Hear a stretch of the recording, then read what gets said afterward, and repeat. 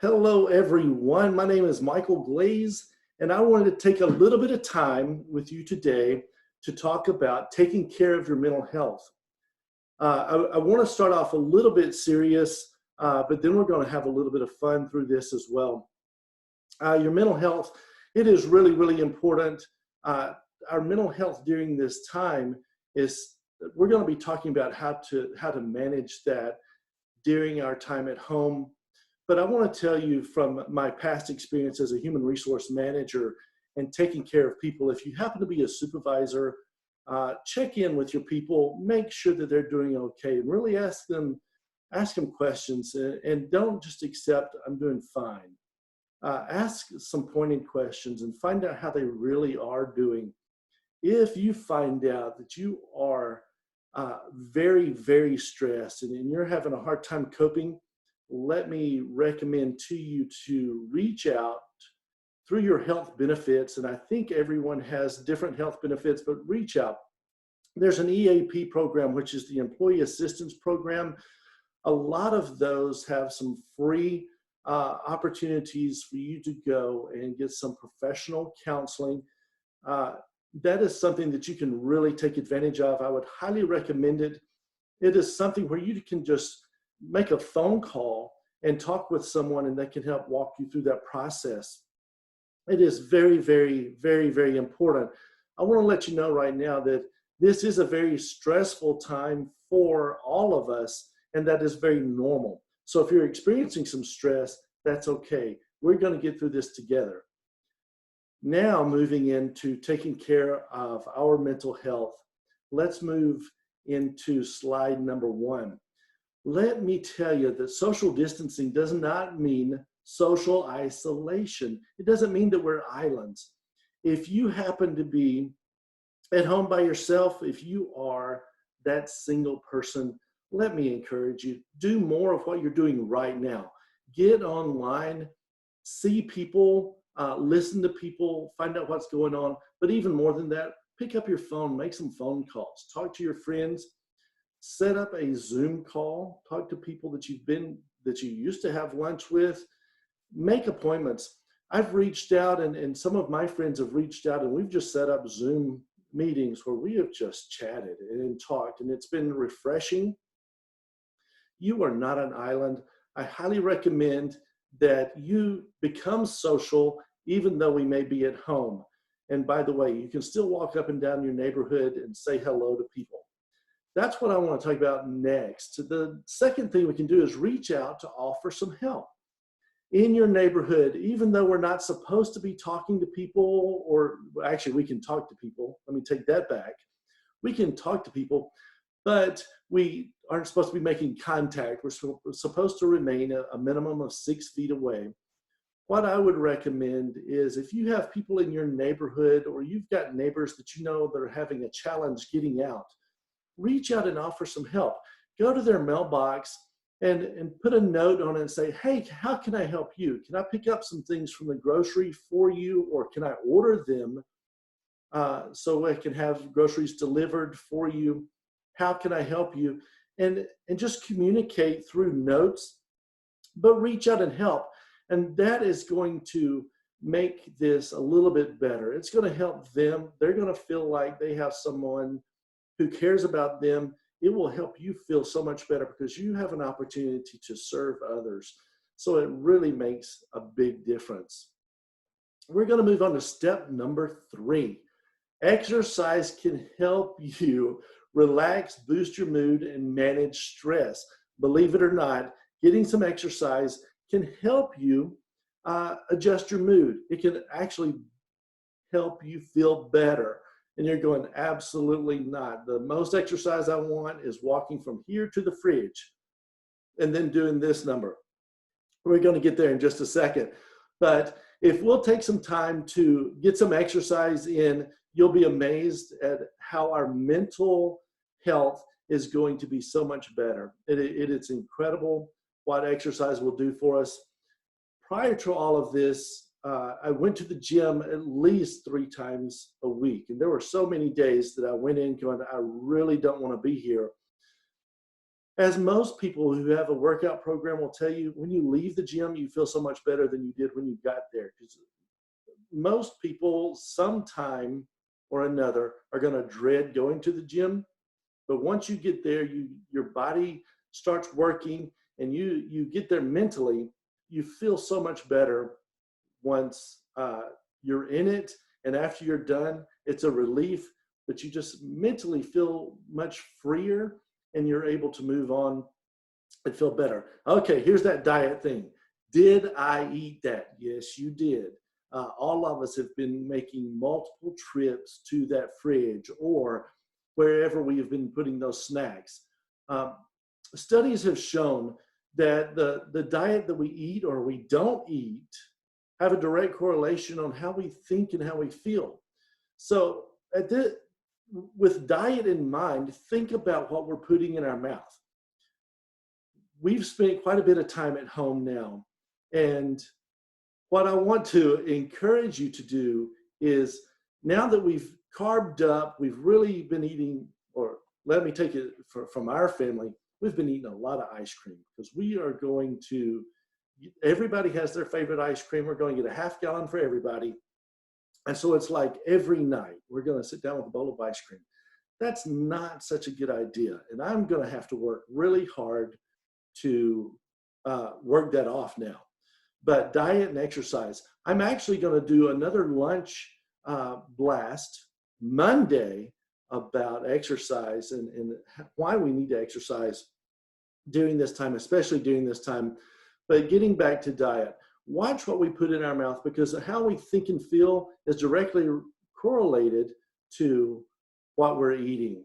So pay attention to that. Let's make sure when we go back, just take a second and say, should I or should I not? And put it back if it's not. Some things we probably just need to say, man, I spent some money on it, but I probably need to throw it away, and let's think again and start looking at a healthier option. Let's move to number 5. Moderation is the key. I know, this is great. Some of us may be day drinkers by the time we get ready to go back to work, and say, I don't want to go back to work because this has been pretty nice. Well, let me tell you, alcohol is a depressant, and if you spend a lot of time with your friend alcohol, it can be a downer. Even though most of us are going, I have a really good time when I enjoy a drink here and there. My recommendation to you, and I'm not telling you not to, my recommendation is to make sure we do this in moderation. You say, I am. I've got a whole flight of people I'm sharing this with. I just get to be the one that consumes it. That's all fun and good. But I just want to encourage you, moderation is the key here. Make sure that if you are partaking, just do it in moderation. We are going to get back to where we have to go back to work. It's not one of those things that's acceptable once we get back to the office. So remember, we're going to have to put it down. We may want to start weaning off now if it's something that has become normal in your daily activities. So a little bit of fun there, but it's something also to think about if you happen to be one of those people that just happens to enjoy your friends Jack and Jim, and you like to wear a crown every once in a while, or your other friends Bud and Heineken and St. Pauli's Girl, all those people. Let's move on. Let's get out of that area. I would like for us to think about being wise. Get enough sleep. Now, this is really, really important. Be wise and make sure you're getting enough sleep.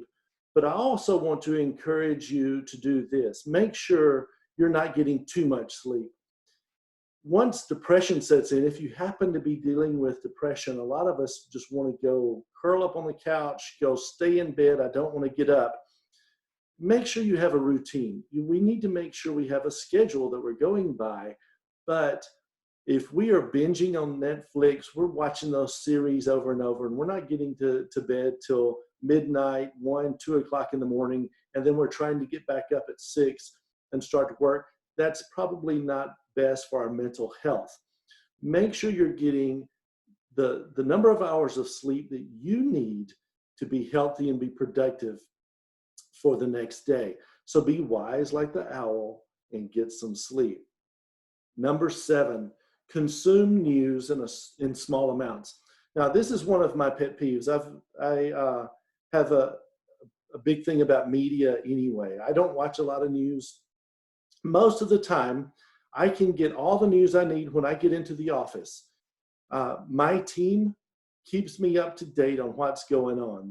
They are engaged. They know what's happening.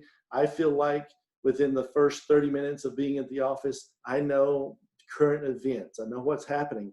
I've pretty much been that way even when I used to teach school, my first life, back when I got out of college. My kids would tell me what's happening in sports, so I would know all of the highlights first period, and I could talk about it the rest of the day. Well, let me encourage you, while you're watching the news, to get what you need to know. It's very important that we are informed and that we know what's happening in the world.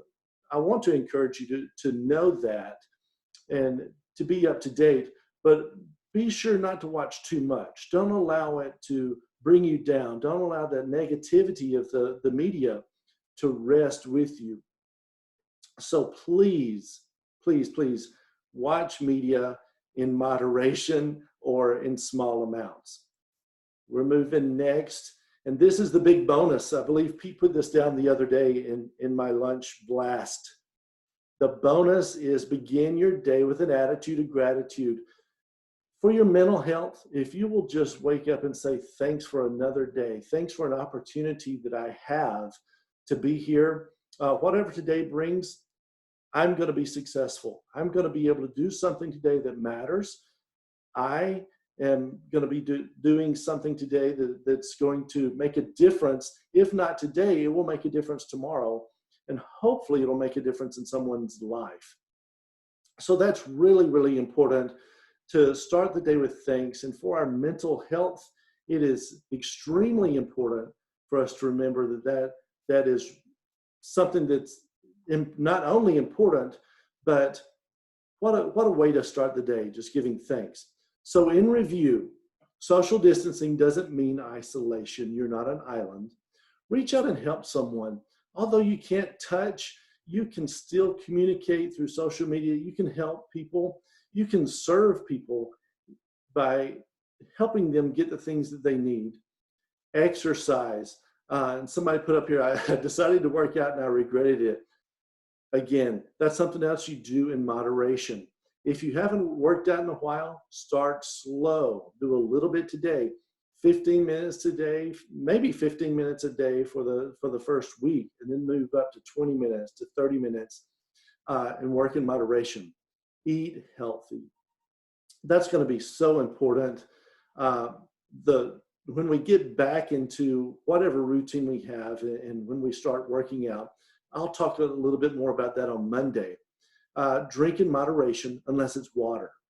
Remember, water, we need to drink at least a minimum of 8 glasses of water a day. Be wise like an owl, get enough sleep, consume the news in small amounts. Don't let the media run your life. Stay up to date on what's happening and then turn it off for a while. Watch some movies with the family, spend time with the family, play some games, but don't let the media run your life. And then our bonus for the day, begin the day with an attitude of gratitude. I hope that all of you are having a fantastic day today and you have a great week. Some things that are coming across on the chat bar is meditation and journaling are also great for mental health. I would agree with that. Hot pinning, just writing your thoughts down in a journal is fantastic. Taking time away to meditate and just think. If you don't know how to meditate, go to YouTube and say how to meditate. It gives you great ways to do that. News can be very depressing, so don't spend a lot of time on that. I want to leave you today with be thankful, be glad that we are able to have these moments together. Reach out, just tell someone hello and speak to them, share a smile with someone, and we will see you next time. I believe that tomorrow we have, hold on a second, I'll tell you. tomorrow we have how to take 16 free courses on LinkedIn. Greg's going to be sharing that with us. So that'll give you something to do as well. If you're looking for things to do, LinkedIn Learning is fantastic. We're part of that. But until then, have a great day, make a difference, and take care of you and take care of your mental health. We'll see you soon. Bye-bye.